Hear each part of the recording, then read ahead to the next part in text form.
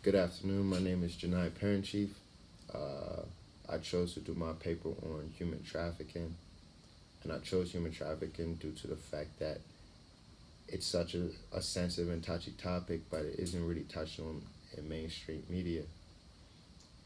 In saying that, I feel the reason that it isn't touched on is because nobody has an actual solution to stop human trafficking. There's more of just preventing and trying to teach people different ways of avoiding possible situations that they could get in, but there's no real way of stopping it due to the fact that groups are too large. Like, trafficking isn't just one person grabbing somebody.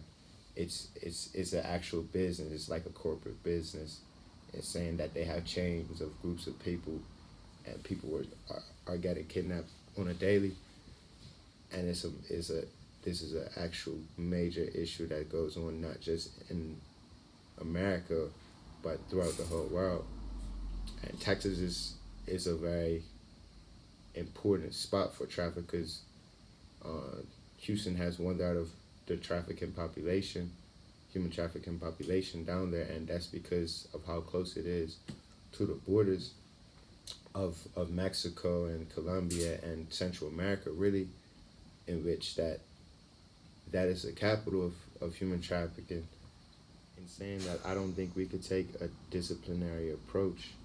I feel like this has to be hit from all different angles in terms of finding a solution to the problem. So taking an interdisciplinary approach is the only possible way. Um, Human trafficking isn't like just a local issue; it's a global issue as well. But I chose to focus mine on human trafficking in Houston, Texas, because Houston, Texas holds one third of the trafficking population for Texas in general. Just that city alone, and that's a big amount due to the fact that Texas is a big place, and Texas being so close to the border of Mexico and Central and South America, it holds home to a lot of human trafficking cartels, and Houston being one of those places that's more southern, is a dangerous spot.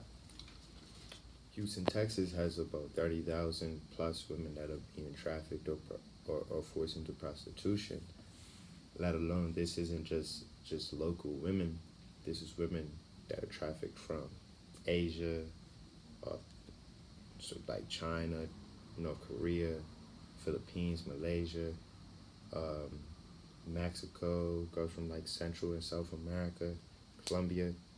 Like, Houston is one of the big trafficking cities, and holds a heavy trafficking cartel due to the fact that we're a school in Texas, and a lot of students tend to come up here. Even foreign students might go with friends to visit Texas. I feel like is an important topic for me to touch on, and I feel taking an interdisciplinary approach of education and political science, personally for me, would be two of the really really good important approaches to take. Mainly because, one, education can teach you a lot. Like, the more knowledge you have on a topic, the easier it is for you to create ideas and come up with plans and things that can help stop trafficking, or target different things that we might have not have targeted before. People come up with different innovative ideas every day for things like engineering and sciences. So if we educate people on human trafficking and how to stop cartels and how to pinpoint these cartels and find out where and how they're collecting and trading these women as if there was no objects, I feel like that would be a really good way to combat the issue of human trafficking. Not only that, political science is another really important uh, topic to, I mean, discipline to use, mainly because political science gives you the volume to speak, and the power to take control in certain issues. You know, political science will allow you to have a voice and get higher powers involved, and even allow your city to know, or the country to even know, like, hey, this has been a major issue, because I don't really hear about this in the news, you know, and I feel like it would be an important thing to do, but the reason is because there's no real solution. I feel like that's the main reason we don't hear about it. And using multiple disciplines to find a solution will better the problem of human trafficking in Texas, like Houston, Texas. Even with political science, like, you know, creating a platform for victims to speak out anonymously, because as I wrote in my paper, like 10% of doctors, or less than 10% of doctors, don't notice the victims, you know, which I feel is really is scary, because, you know, you could have a victim that might have just been rescued or escaped from a trafficking place, and most of them usually come back with injuries and stuff, and if a doctor isn't even able to notice them, you know, and they're too scared to speak up due to trauma, it's like you're never gonna figure out where or why things like this had happened. You're only gonna know, like, that you just helped the patient. You know what I mean? And I feel like that's scary. It's a very scary topic. Um, and not only that, you know, applying healthcare for people who have been trafficked is important too, because, you know, a lot of people usually come back banged up. Like, these are women, you know, versus large groups of men and organizations. Kind of like, you know, this is another sensitive topic, but if you look at slavery back in the day, you know, people are getting trafficked and abused, and, you know, people have emotions. They try to escape. They talk back. They fight for their freedom, and you know, they seek punishment for it. You know, and this punishment might not always be like, you know, the most lenient punishment. People were getting abused and tortured, and, you know, we're speaking of women alone, you know, like, physically, you won't be able to outbattle a group of men. It's just not possible. You know, finding a safe, I feel like finding a safe haven for women in these situations, you know, is going to be the best thing for it. And I feel the only platform we could do that on is political science, is do a political platform. In addition to politics,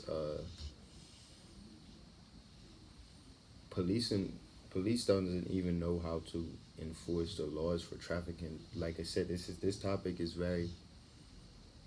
a difficult one, because trafficking as a business is so vast. It's big. It's not just in local spots. It's spread out. Like, women are too scared to speak up.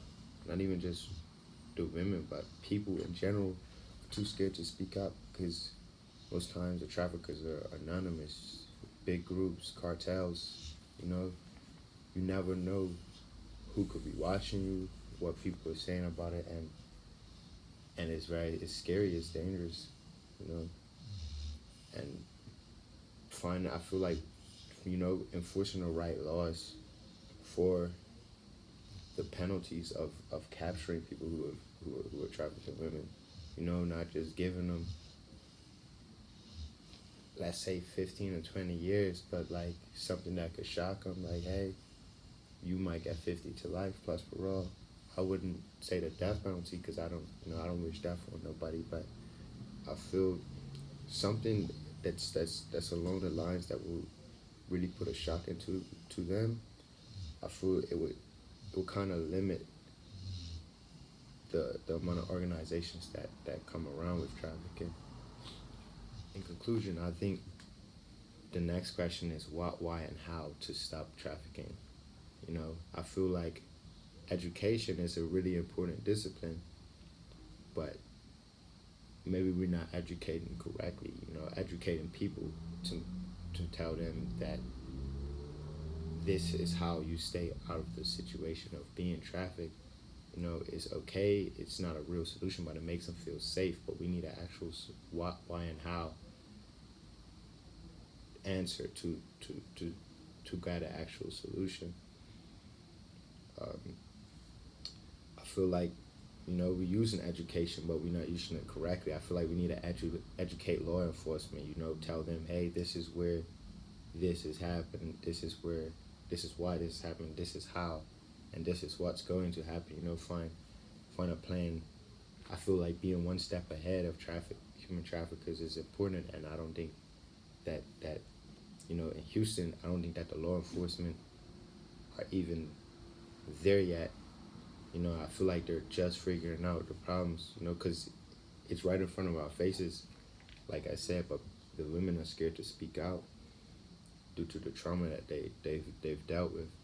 And you know, police can easily go and bust a restaurant or a workshop, or you know, but until they have the evidence, until people speak up, you know, we would never really get them answers.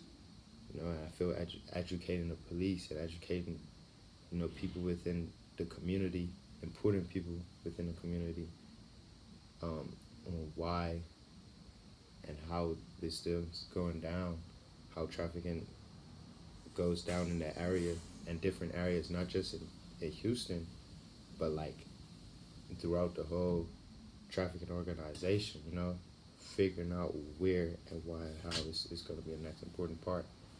In addition to, you know, political science, I feel, like I said before, the only next best thing to do is find ways to enforce, you know, a punishment for trafficking and enforce a voice for the people that have been trafficked. And maybe we'll figure out some answers, and maybe finding another concentration that might even, you know, help get more answers, and gain another approach. I feel the more approaches we hit it with, the quicker we will get answers, and, and determining why this crisis is the way it is.